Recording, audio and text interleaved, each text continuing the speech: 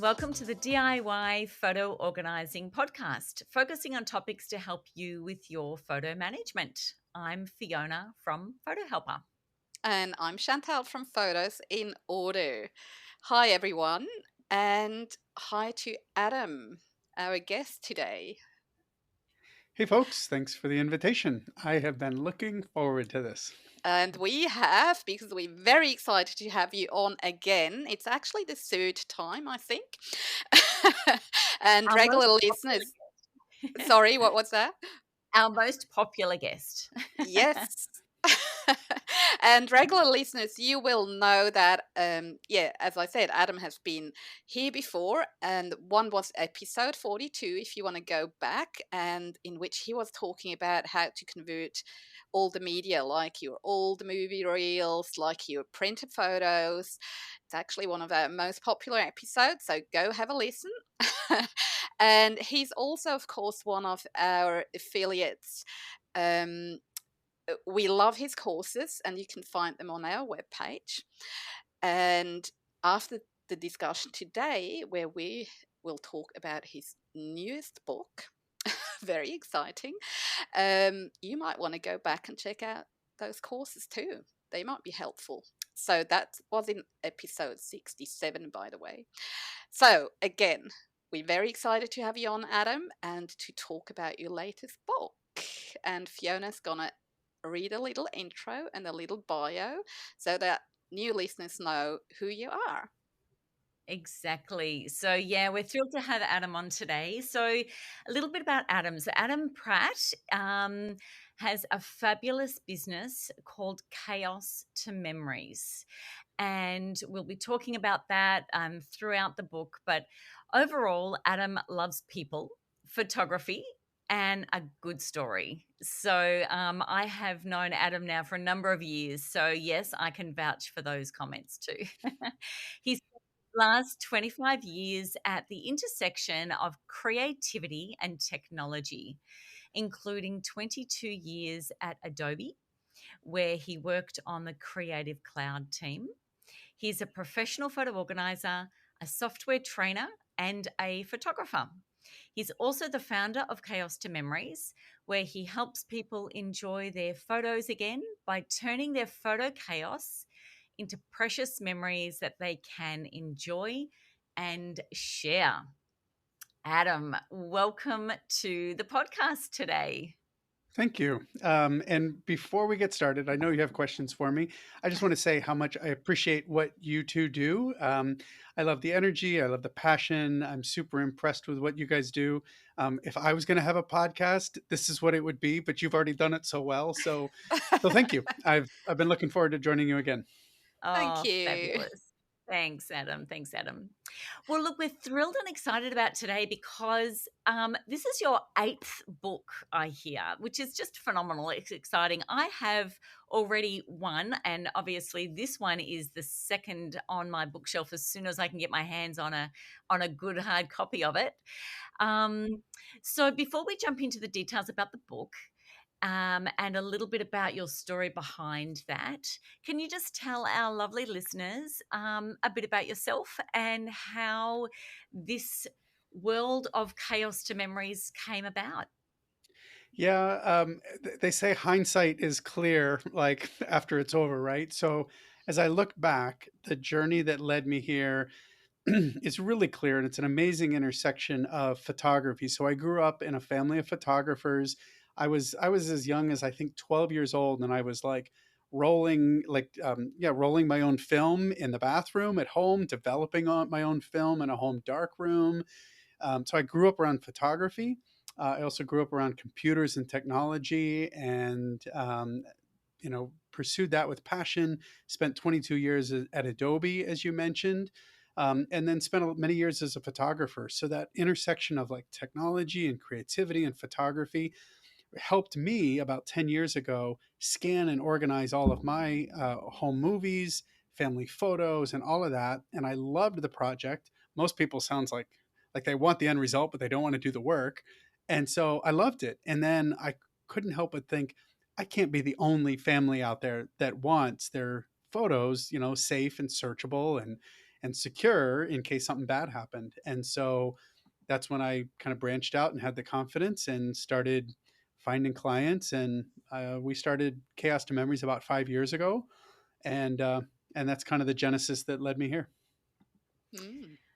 Fantastic. I just think it is, and like you said, having that hindsight to look through, it's amazing how all those pieces just fall into place. And it is such a perfect blend, because when we're dealing with this area of photos and memories and all these different formats, it is very much a technical um, component, and it's just a beautiful blend. So it's yeah, you can see that you were created for this role.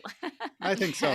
It's a good And fit. one of the things I have to say too, which I'm really looking forward to getting into with the discussion around the book, is the methodical approach. And I think that that's also a strength that your past experiences has really brought forward, and is definitely, as a leader in our industry, that ability to be able to teach the importance of a methodical approach, especially in this area of organizing photos. And from our listeners, obviously our focus is on, those at home that are doing it themselves and they want to have a go, or then reach out to get some help from others.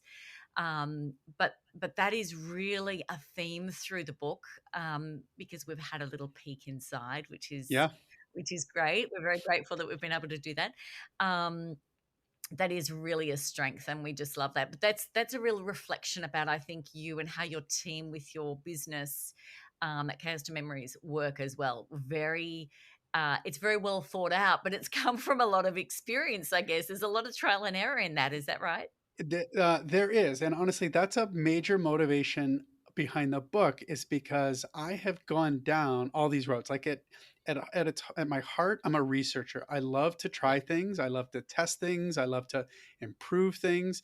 So we have a really solid workflow that we use with all of our clients, but that didn't happen like on day one. We found that workflow and we created that workflow because we went down a whole bunch of other routes that didn't work, things Mm. that failed, things that were slow, things that were low quality, like all those things. So my heart behind the book is, let me save you from all those dead ends, right? Let me save you from all that wasted time, because the reality is I love organizing photos, but it's tedious. It takes a long time. It's a big Mhm. project, right? Yeah. And so I want people to spend their time getting things done, not going down those dead ends. So that's kind of my heart behind it, and try to give people a framework for going forward. Mm. Fantastic. So jumping into that, can we? I don't even think we've introduced the name of this book. People are like, "What is this book?" We're how many minutes in, and I'm like, "Oh well, we're just assuming we've said that." All right. So could you please introduce us, Adam, to the book? Yeah. So the name of the book is Declutter Your Photo Life. And that comes from what we see in all of our clients. There's one common thread, and clients tell us that they feel overwhelmed. Like they love their photos, they're important to them, they want them safe and shareable, but they feel overwhelmed. And an interesting backstory to our business: when we started about 5 years ago, I was already hearing that phrase, overwhelmed. And so I wanted to buy that domain name. And I thought that would be a great name for business. It would be flexible, like I could do photos and other stuff, it would be kind of vague enough. And I found the domain and it was for sale, but it was the asking price was 183,000 US dollars. At Oh. which point, right? At which point I said, it's not that good an idea. So I did not buy that domain name. We became Chaos to Memories instead. But that's the title of the book, Declutter Your Photo Life. And then the subtitle, this is kind of a joke where like the keywords come in. The subtitle for search engine maximization is curating, preserving, organizing, and sharing your photos. Because that's kind of what we all want to do, right? Mhm. We just want to get them sensible. We want to get them safe. We want to be able to share and enjoy them. So that's the book. Mhm. Exactly. Fantastic. So, one of the things I'd love to, if you could share with us, who is the book written for? Who's your main audience that you believe will benefit from the book? Yeah, I think I have two main audiences in mind. One is aligned with your audience, right? It's that like DIY photo organizing. And again, my hope is from a professional, experienced perspective, right? Like I worked at Adobe for 22 years. I actually just recently calculated, I think I've been doing professional scanning for 29 years, which must mean I'm getting a little older. But I've been doing this stuff a long time. And for those DIY folks, I want to give them a good framework so that they can be on a good path from the very beginning. And yet at the same time, I know I have lots of friends and peers who are photo organizers. And there's some unique things in this book that aren't in any of my other courses or learning resources yet. Some of my strategies about deduplication, which is a Mm-hmm. common problem, strategies about curation, which is a real like challenge and also very like emotional and like difficult for people sometimes to like throw some of their own Yep. bad photos away. Mm. So I talk about those things in here as well. And so regardless of where you're coming from, I think there's something for everybody that will be really helpful. Mm.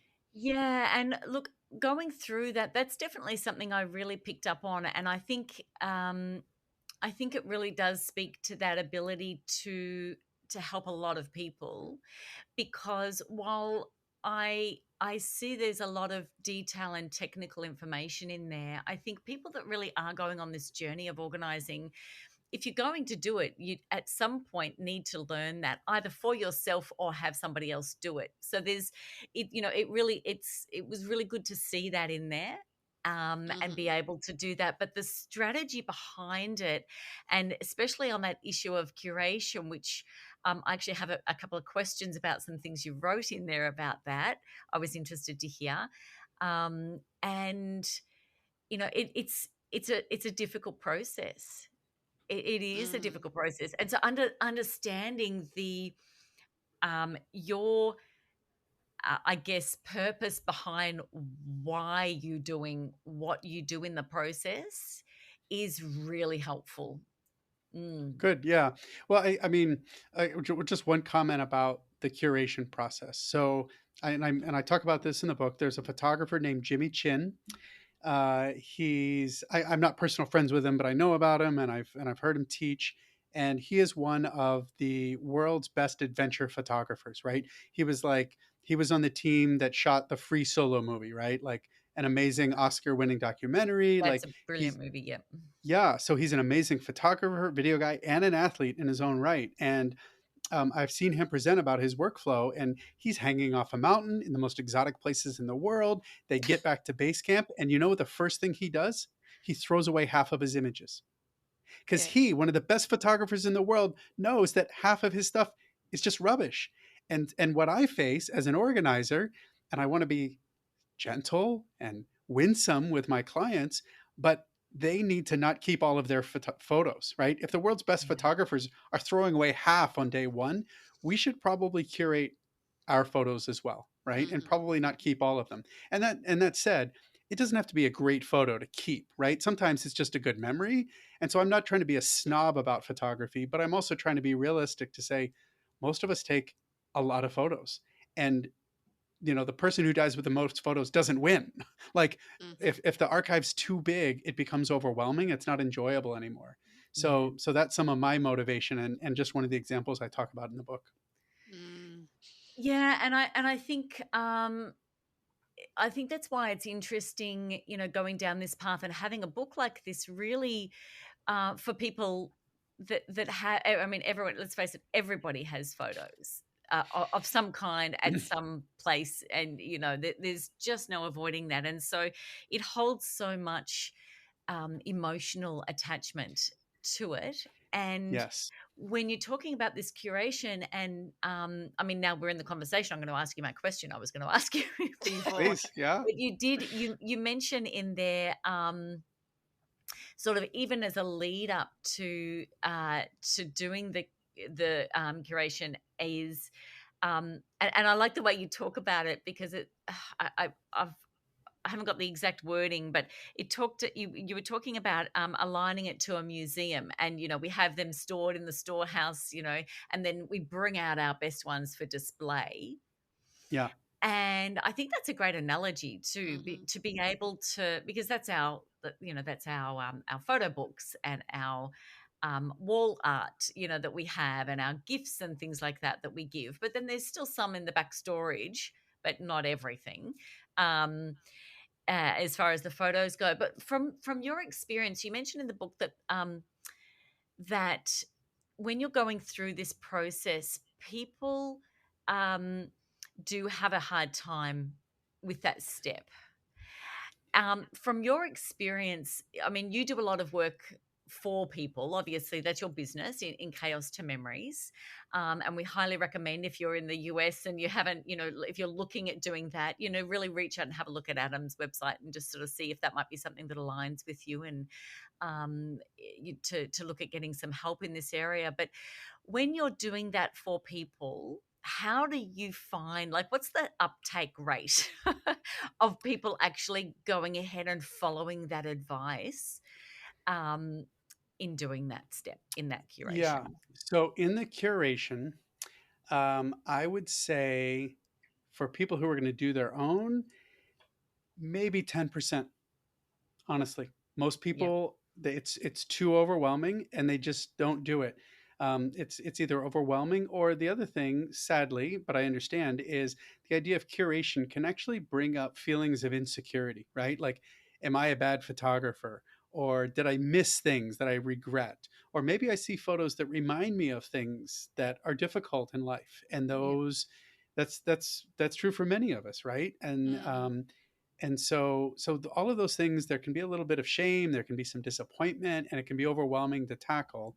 However, if they let us, and I'm not trying to sell my services, but like, Yep. if working with somebody outside can be Yep. helpful, because Mm. somebody who has a photographer's eye, who understands you as a client, who has sympathy and care for you as a client, I can make decisions that are harder for you than they are for me, right? And yet I come with a creative, artistic photographer's eye. And for clients who let us curate their photos, I've never had a complaint. I've never Mm. had an issue, and frankly, we're pretty brutal about it. Like, we have, but we don't just guess, right? Like, we have conversations, we have checklists, we do an interview, we understand what's important to them, we have priorities, parameters. So we really get their permission on about 10 or 12 different factors, and then we use their input to curate the photos.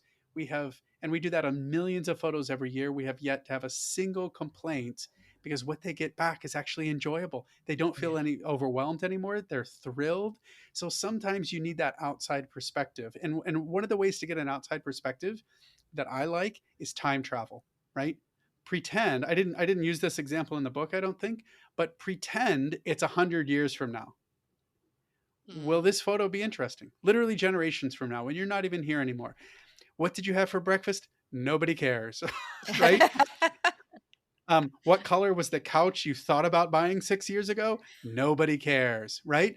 But snapshots of life, relationships, like, people will care about those things. So I think in terms of time, that helps me make decisions for myself Yes. and for our clients. I like how even the title of the book, Declutter Your Photo Life. I like that emphasis on decluttering, because I started my business as a home organizer. So, and oftentimes in this whole organizing business, yes, it's about organizing, but first, and the more important step, so to speak, is actually the decluttering phase. Because what's the point of organizing stuff into beautiful containers and whatnot if that stuff is actually not needed or used, or it's just there? You spend a whole heap of money for storage and containers and this and that for nothing. And I talk to that also a lot of with my clients sometimes. Decluttering is not that much different from decluttering photos, is not so much different from decluttering your wardrobe. How do you approach that? You gather all your, you know, tops first. You throw them all on a pile, and then you sort them out, you declutter, and then you think about how to put them away and organize them. I think with photos, it's not much different, and I really like how you describe that in the book, and you go through step by step how to do it, and you give the readers the tools to do that themselves and explain. I really liked how it's explained, and it's very relatable. That's what I like about the book. You use great examples of your personal life, um, and I think people can relate when they read it and make sense of it. Yeah. Mm. I appreciate you saying that. I think it's a great example because yeah, decluttering and organizing are different things. And I say all the time, the easiest thing to organize is the thing you throw away. Like if you give it away, throw it away, recycle if it's not in your life anymore. And so I'll put a number on that and I keep track of these things. For our average client, let's just talk about digital organizing, organizing their digital photos. Our average client has 52% duplicates. And I'm not even talking about near duplicates and like curating when you take 10 photos of the same group of people and want to get everybody's eyes open. I'm talking about technical duplicates. For us, it's 52%. Over half of it is just rubbish, literally stuff you don't need. So starting with the decluttering, I think, is super important. And then that overwhelming feeling, well, now it's half. Like I Hmm. try to encourage clients with that. Like, hey, we still have a lot of work to do, but it's half of what we started with. Like, doesn't that feel Yeah. good? And with that systematic approach, Fiona, that you were talking about, that lightens the load right up front and makes it way more manageable. Hmm. Yeah, absolutely, absolutely. Now I have a question. All right, so is the book too detailed for beginners? It's got a lot of technical stuff in it. Yep. What's your sort of thoughts about that? Yeah, so I'm a little biased. I have a tech background, but I don't think so. I really tried to make it not too technical. And I will say, if you're familiar with any of the other stuff I produced, it's definitely not as technical as my courses. So, for example, like my online courses are very detailed, technical, step by step, every little thing. I don't have too much of that in in this book. I tried to keep it a little bit higher level, a little bit more like framework and process. It's not an explanation of every widget and every software and everything. Hmm. It's more like high level process. We use Adobe Lightroom Classic for everything. That's what most of my examples are in the book. But I also reference like, hey, if you're not using this, here's some other software. If you're not using this, here's another deduplication app. Right? It's not strictly a Lightroom book. Um, and so I tried to keep it um, again high level framework, not so technical. I hope that came through. Hmm. It did. I agree. Yeah, yeah. It's not. Yeah, Yeah, we've done your courses or some of them, and it's yeah. I totally agree what you just said. They are way more technical, which is also different because they are videos and you can follow step by step. You see things, you demonstrate things. A book is different, but I like about the book that you have quite a few, a lot of images and screenshots, and I think that makes it a lot easier for people. Yeah. Good, that's great. Mm. yeah, Mm. definitely. I think so too. And I do think that strategy overview that you give at the beginning of each chapter is good. But then there are still a lot of screenshots and how-tos in there actually. And I think that's um, if someone was picking it up and they sort of didn't know they're like, oh, I want to organize my photos. They did a Google search, found your book. I think they'd be able to, to get to the end of a project and really have, a start to finish Mm. um, for their own photos. Yeah, I think that's what it does offer as well. So good for beginners and good for photo organizers like us too, Chantal. I learnt. Uh, I learnt. Absolutely, absolutely. I can't wait till the hard copy's in my bookshelf. I Can't wait to get know. my hands on it. So we just talked about other books also. How does this current latest book, how does that compare to other books you think that are on the market about photo organizing? I mean, there's not too many, but yeah. what's different? What's unique? What would you say? Yeah, I think I love this industry. I love that it's growing and I love that we're all like learning from each other and propelling each other forward. I think what is different about what I bring to the table is on one hand I look backwards and I look at like all my decades of experience at Adobe and technology, so I come to this work with a high level of kind of technical expertise. And again, I don't think the book is too technical and overwhelming, but I come with that background. Um, and it's very thorough, it's accurate, it's modern, it's full of like what I would really consider best practices, not just from my brain, but just across the digital imaging industries, so I Mhm. think that is helpful looking back. And looking forward, um, I have kind of an obsession with quality. Like, we were talking earlier, that this is a big project. It's an important project. It's big and it can be daunting. And I only want to do it once. My clients only want to do it once.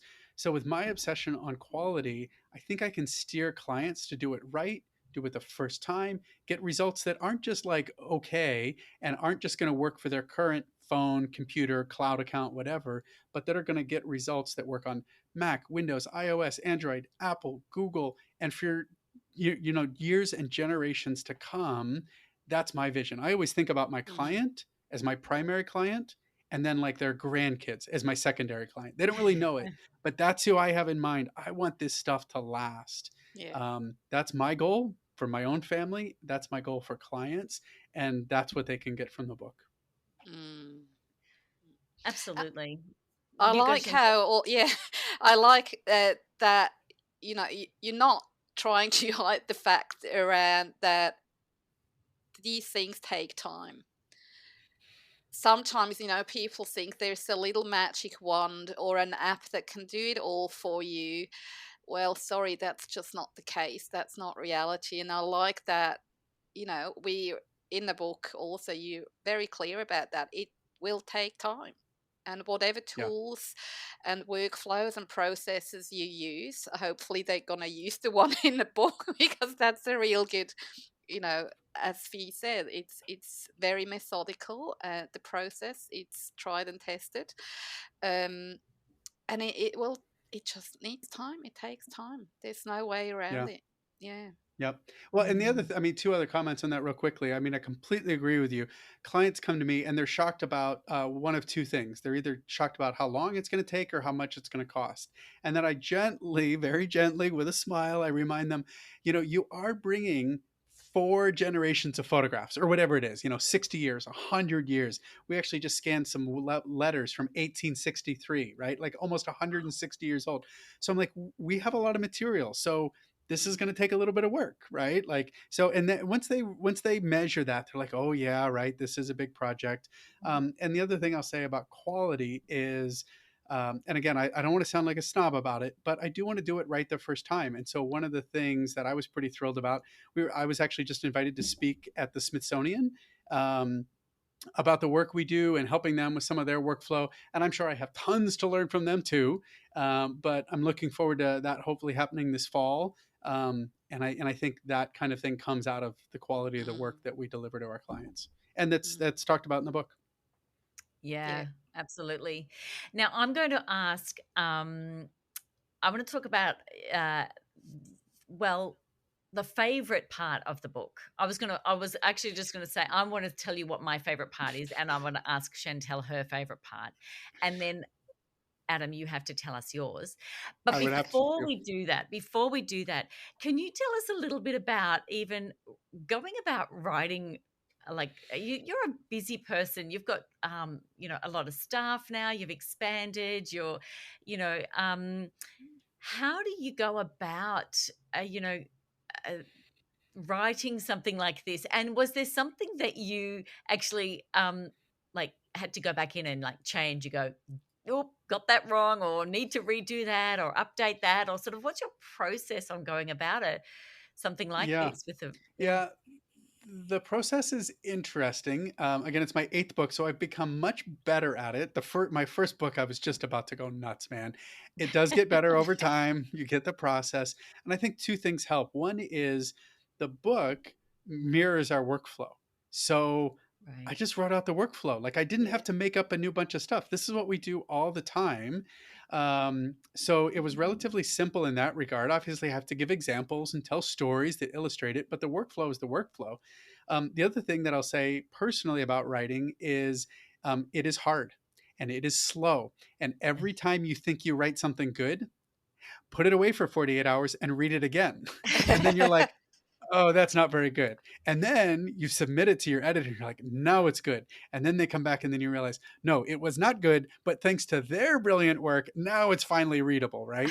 So, all that to say that writing is an iterative process, right? Don't think you're too smart. Give it a couple passes. It'll finally get better. So, that's helpful for me in every project. Mm, Fantastic. mm. So I'm going to say my favorite, and then Chantal, do you want to go first, Chantal? No, no, you go. So, um, I yeah. So my favorite parts about the book are that you are obsessive. This I is take good. that as a compliment. I'm going to give that exactly. You can. With everything efficiency driven, everything throughout from the beginning to the end. And I think that is just my favorite. And that relates to the methodical layout even. Mm. It's easy to look at and read, which is good, I think, when you're going through a process like this, to be able to pick back up and know where you left off and make that clear. That obsessive ability to be um, efficient at like the workflow and even the photos, and just they're all clear. They've got a very easy to read feel about them, and so yeah, they're my favorite bits. I mean, apart from the technical and the detail and things like that, it's your obsession that comes through. Your obsessive personality. There you go. I have no other way. That's great.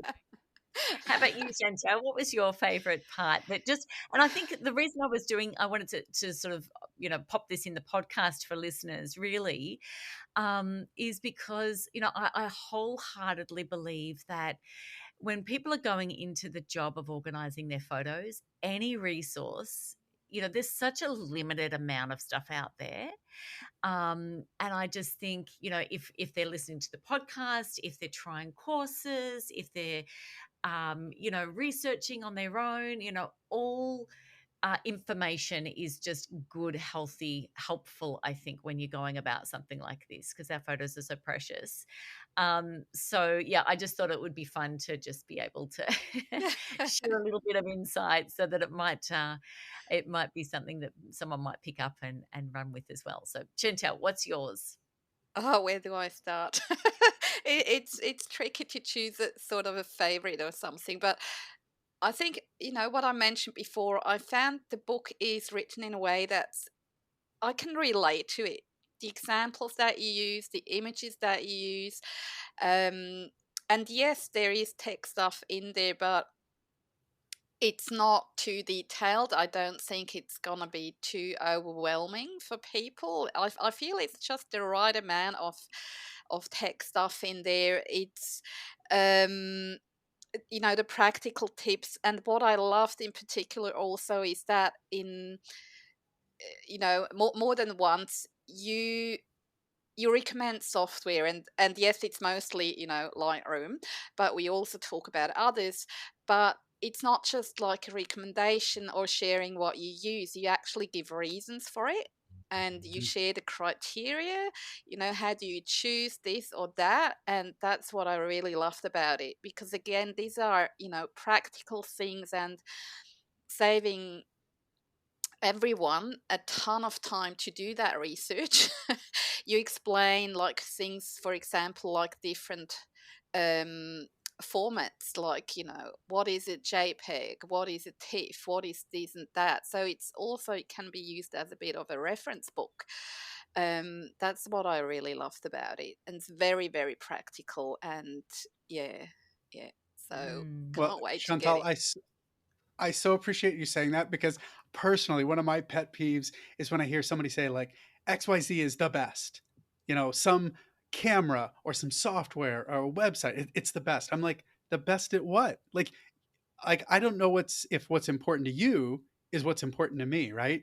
Mm, I know lots of places online that have like the best like the best restaurant reviews ever. I'm like, yeah, it's a college town and they're all 19-year-old kids. They don't have the same appetite that I do, right? So in software, I appreciate that that comes through. You know, I'll tell people it's not the best. It's this is what I've chosen based on these criteria. Yeah. So if you have similar goals, then you should consider this, right? But Mhm. it's but I do try to be clear about that. Yeah, that's helpful. Mm. Um, Mm. All right. So your favorite. Yeah. What's your favorite yeah, part of the book? yeah. My favorite part of the book is I'm gonna give away like one of my favorite gems. Actually, this is a tip. The rest of the book's worth buying too, but here's one of my favorites. Is it's actually about curation.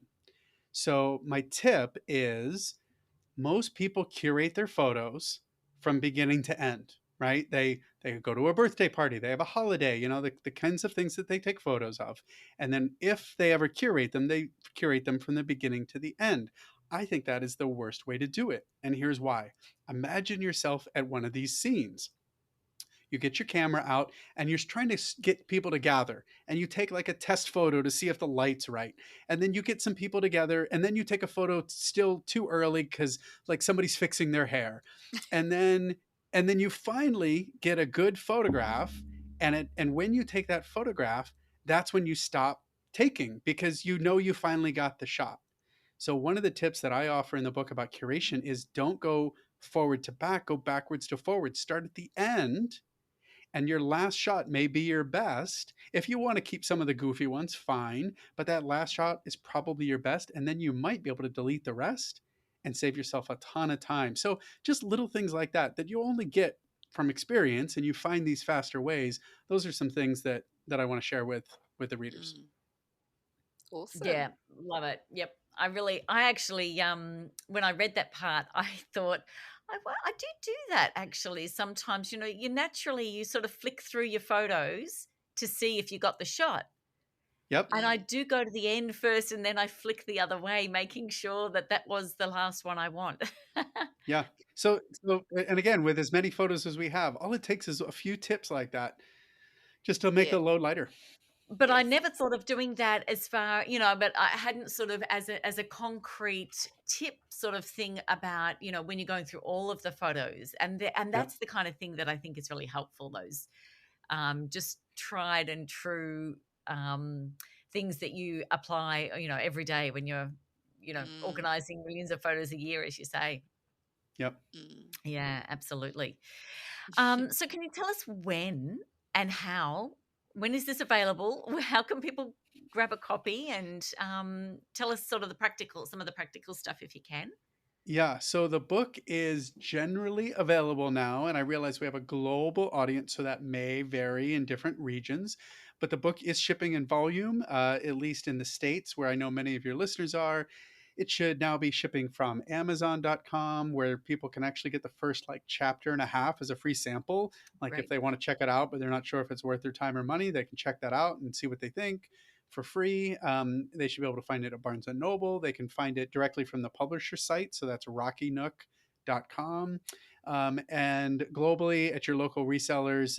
Again, distribution's a challenge right now, as everybody knows, but it Mm. is going out. And I actually just met with my publisher last week, and they told me pre-orders were like 3 times normal for one of their books. So I felt encouraged by that, and they have produced and shipped to match that demand. So hopefully it'll be getting out to everybody very soon.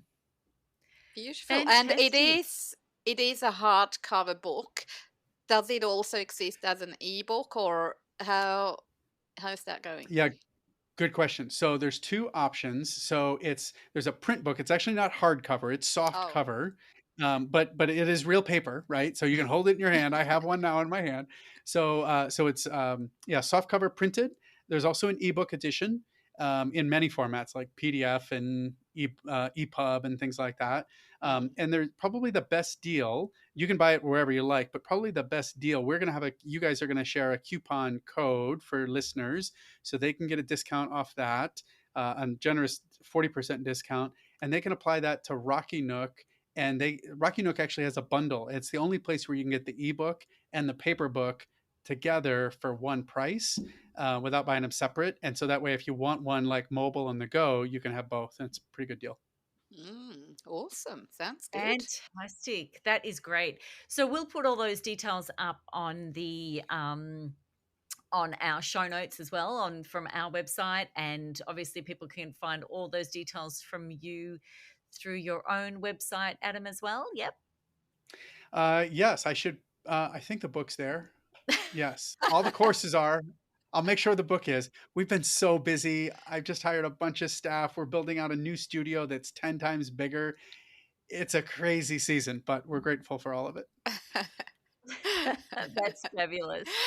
That's great. Well, look, we just want to say thank you so much. It's been really good. I really hope our listeners have been able to, get the heart of where you're coming from behind that in this episode. I think it really is just a helpful resource. I really think that, like I said before, we're all together. We love our photos. We're passionate about this as a way to help others really be able to share those stories and the legacy behind their lives and pass that down to generations. And that's sort of, where we're coming from. And if hopefully this has been able to be a great resource for others to help them do what they do best with their own photos. So thank you for being a big part of that, and all that you contribute into other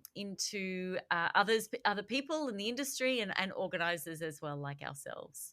Yeah, thank you. It's been a privilege. Appreciate what you guys do and to partner up with you, and it's been a blast. Who couldn't enjoy talking about something they love? So this has been great. Exactly. And also, I just realized we actually haven't mentioned that in our discussion now, that the book is not purely about digital photos. You do Mm, actually also mention how to deal with print and how yeah, to, conversion from all the media to digital. So, yeah, for our listeners out there, that might be an important aspect as well. It's not only about digital. yeah, Mm. yeah. We do. I talk about scanning recommendations, resolution, file format. Again, not too nerdy and technical, but some basic guidelines Hmm. that you'd want to know.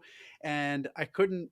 I could have written a whole nother book, but they wouldn't let me yet. But I also tried to sneak in some stuff about video as well, like video and audio conversion. It's not a comprehensive guide to that, but inevitably, when you start this project, you think it's all photos, and then there's like a videotape in the box. You're like, what do I do with that? Like, how do I get this converted? So I snuck in a little bit of that as well to guide, because I know it comes up.